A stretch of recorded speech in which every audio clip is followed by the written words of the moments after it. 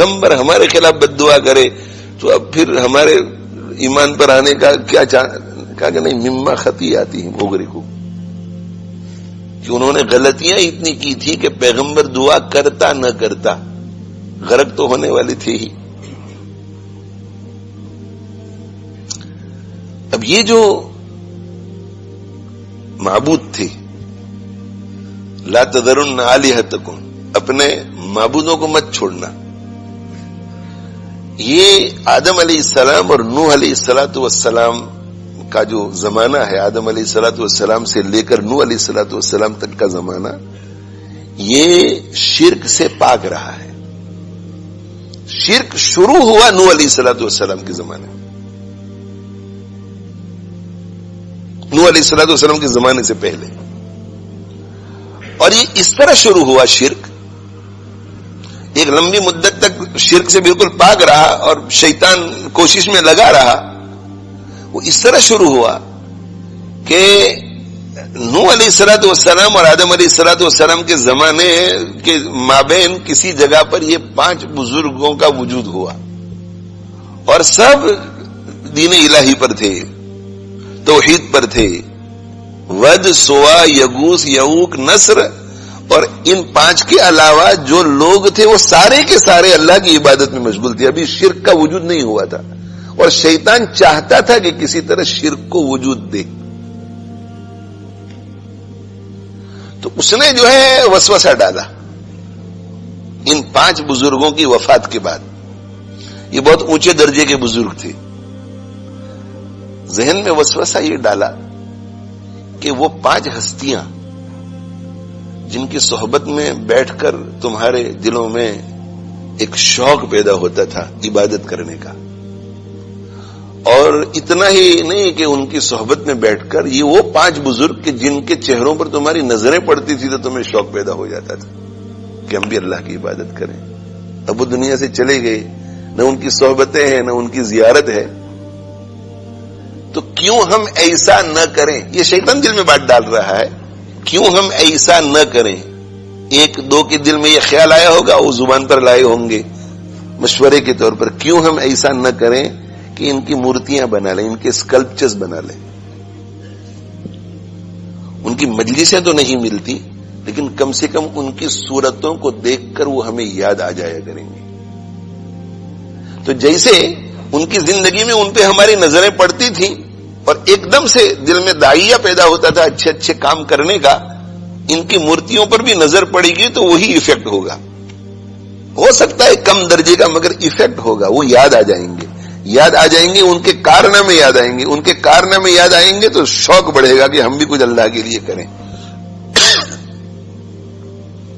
تو بطور یاد دہانی کے، یعنی یاد دہانی کی خاطر انہوں نے ان 5 کے اسکلپچرز بنا لیے،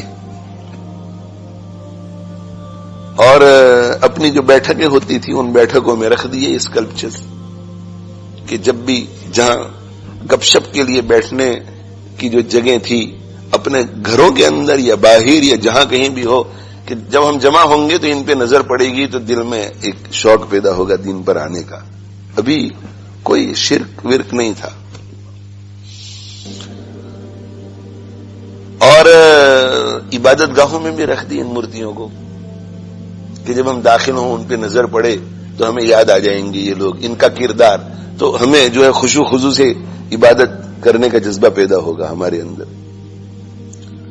تو پہلے مرحلے پر جو ہے، پہلے مرحلے پر بطور یاد دہانی کے ایک نسل چلی گئی،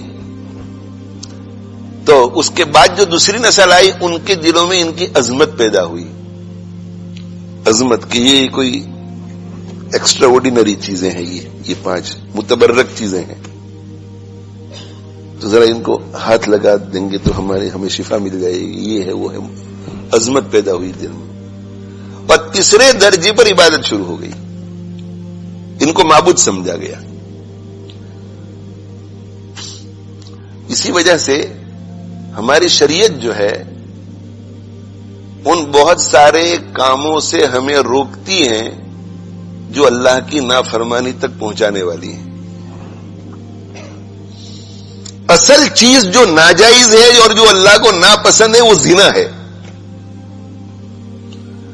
لیکن بد نظری بھی چونکہ زنا تک پہنچاتی ہے، اس لیے اللہ نے بد نظری کو بھی ناجائز کہہ دیا. لا تقربوا الزنا، ایسا نہیں کہا کہ زنا مت کرو، لا تزنو، لا تقربوا الزنا، ان کاموں کو بھی مت کرو جو زنا تک پہنچاتے ہیں.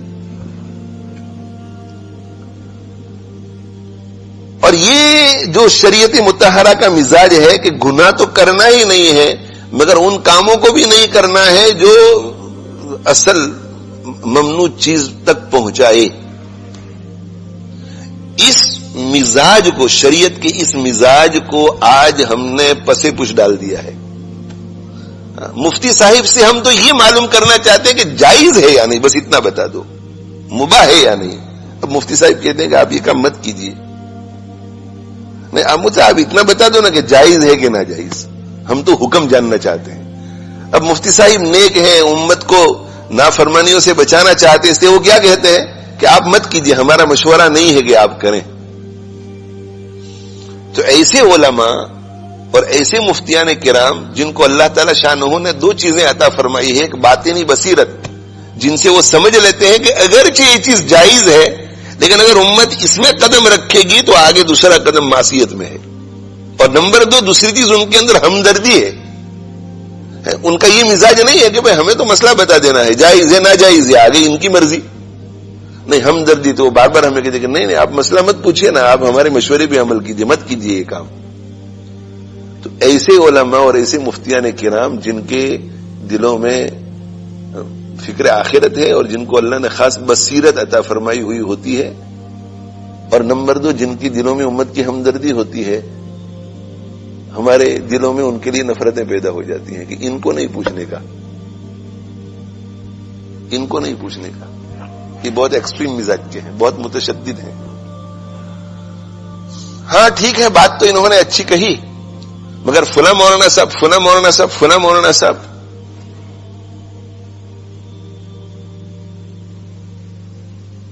اور اگر دنیاوی معاملہ ہوتا اور آپ کسی سے پوچھتے کہ بھئی میں لندن جانا چاہتا ہوں، M1 سے ٹھیک رہے گا؟ ہاں ٹھیک رہے گا. دوسرا کہ M1 سے ٹھیک رہے گا؟ ہاں ٹھیک رہے گا. تیسرا کہ M1 سے ٹھیک رہے گا؟ ہاں ٹھیک رہے گا. اور چوتھے کے پاس گئی اور چوتھے نے یہ کہا کہ میں 5 دن پہلے میں نے سفر کیا تھا تو وہاں ڈائیورژنز بہت تھے، تو ذرا آپ احتیاط کرنا. میری رائے یہ ہے کہ ہم 40 سے چلے جائیں تو اچھا ہے. تو دنیا معاملات میں ہم کہتے ہیں کہ یہ چوتھے آدمی نے مجھے بچا لیا، یہ بہت اچھا آدمی ہے کہ اس نے احتیاط کا مجھے مشورہ دیا.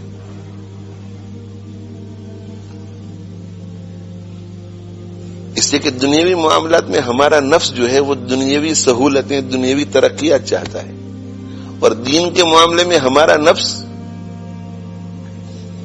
ہم آخرت میں کیسے کامیاب ہوں یہ نہیں دیکھتا.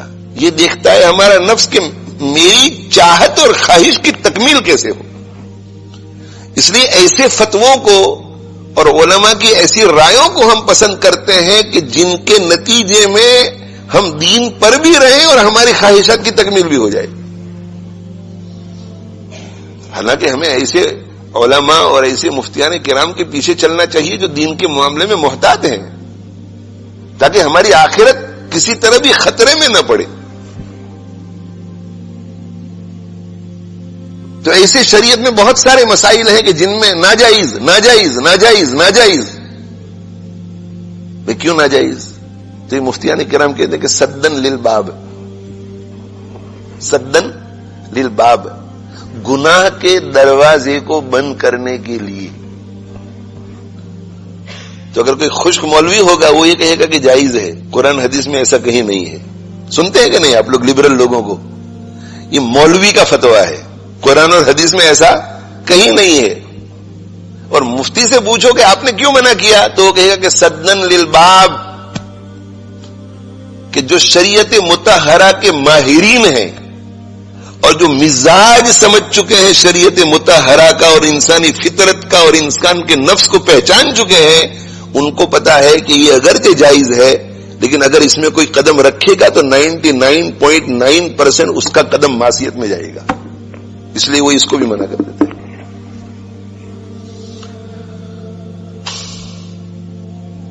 تو ایسے علماء کی قدر کرو ایسے مفتیوں کی قدر کرو اور اپنے آپ کو ایسے علماء اور ایسے مفتیوں سے وابستہ کرو جو صاحب علم ہے، صاحب تقوی ہے، اور پھر بھی وہ ہمیں وہ مشورے دیتے ہیں جن مشوروں میں ہمارے لیے آخرت کا خطرہ باقی نہیں رہتا. ہماری شریعت میں تصویر ہر قسم کی ممنوع ہے، تصویر ہے نا، فوٹوگرافی بھی ممنوع ہے، اسکلپچر بنانا بھی ممنوع ہے، ہاتھ سے جو پکچر وغیرہ بناتے ہیں یہ بھی ممنوع ہے. یہ ساری چیزیں ممنوع کیوں ہیں؟ یہ سدن للباب، اس لیے کہ اسی سے شرک کی طرف جاتا ہے انسان.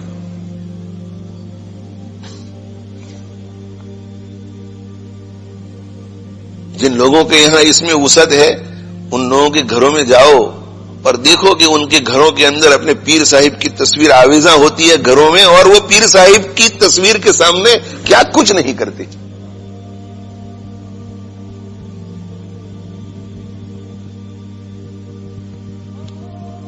تو ان پانچوں کی مورتیاں بنا لی، یہی پانچ جو ہے آگے جا کر کے کیا ہو گئے؟ ان کے معبود ہو گئے.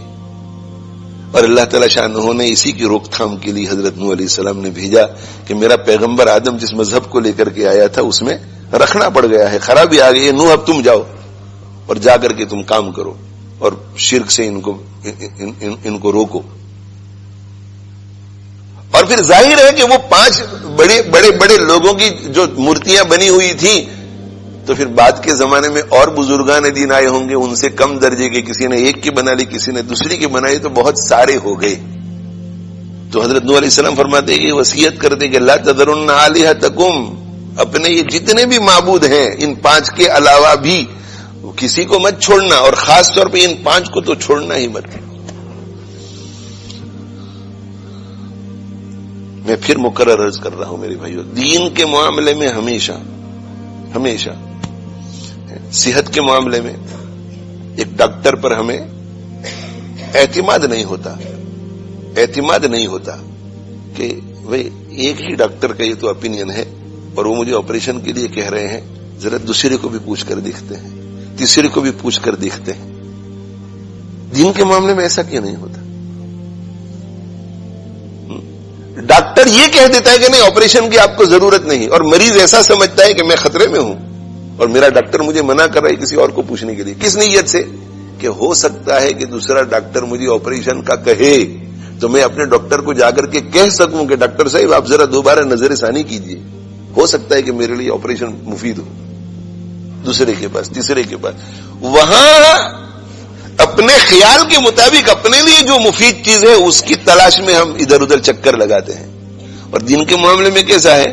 پہلے سے ایک بات طے کر لی ہے کہ یہ کرنا ہے یا یہ نہیں کرنا ہے، اور اس وقت تک مفتیوں کے پاس جاتے رہتے ہیں جب تک کہ اپنی منشا کے مطابق فتویٰ نہیں مل جاتا. ہاں ٹھیک ہے مگر یہ بھی تو ہے، ہاں ٹھیک ہے مگر یہ بھی تو ہے.